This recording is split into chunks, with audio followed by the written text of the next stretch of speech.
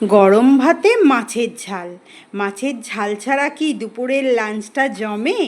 কড়াই সর্ষের তেল ভালো করে গরম করে নিয়ে মাছ ধুয়ে নুন মাখিয়ে দিয়ে তার উপরে হলুদ ছড়িয়ে দিয়ে বেশ লালচে করে ভেজে নেব সিলভার কাপ মাছ।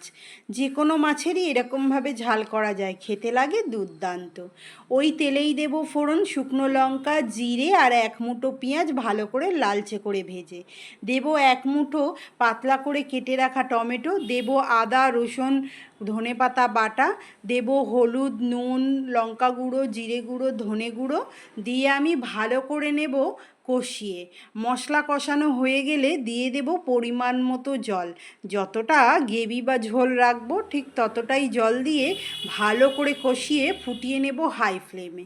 এরপর ভেজে রাখা মাছগুলোকে দিয়ে আমি 2 মিনিট ফুটিয়ে নেওয়ার পর দেব গরম মশলা, দেব আমি এক মুঠো ধনেপাতা কুচি দিয়ে আমি মাছের ঝাল নামিয়ে নেব গরম ভাতের সাথে।